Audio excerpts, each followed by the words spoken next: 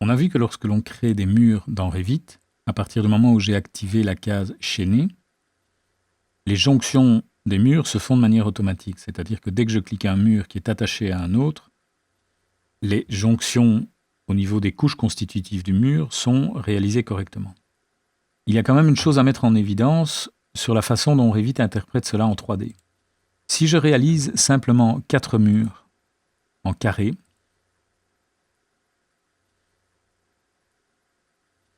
graphiquement, je n'ai rien qui distingue une intersection d'une autre. Pourtant, il y en a bien une. Regardez, si je passe en 3D et que je modifie la hauteur de ces deux murs-ci, donc je vais sélectionner ces deux murs-ci et demander par exemple qu'ils aillent jusqu'au niveau 2 avec un décalage de 50 vers le bas.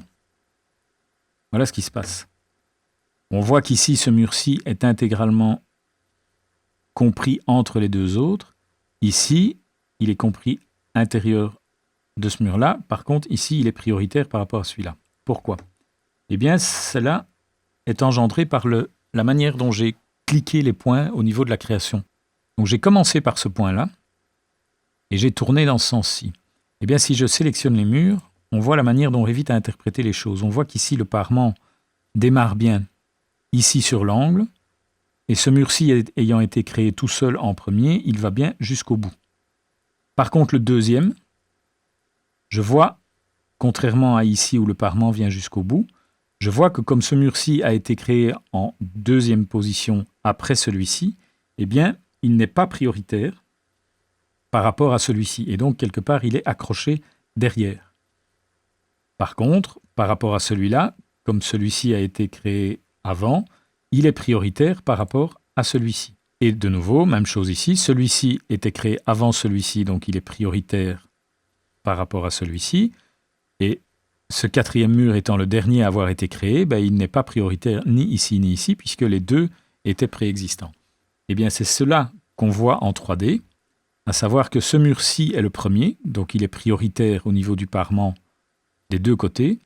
Celui-ci était prioritaire ici, mais pas ici, puisqu'il a été créé en deuxième position. Celui-ci est prioritaire ici, mais pas ici.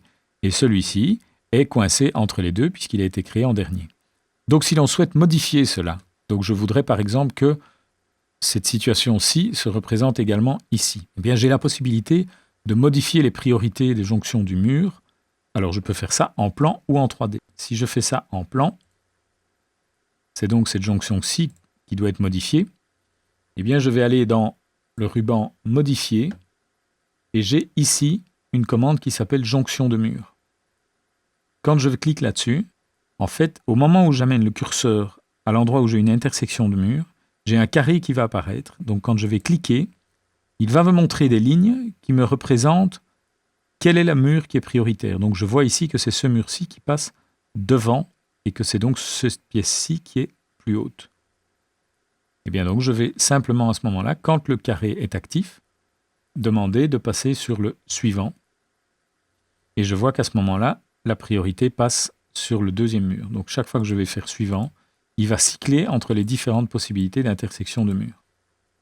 Alors, forcément ici, quand je suis dans une vue 3D, dans une vue en plan comme ceci, c'est pas évident de savoir quel est le mur que je dois modifier. Donc je peux très bien faire cela en vue 3D.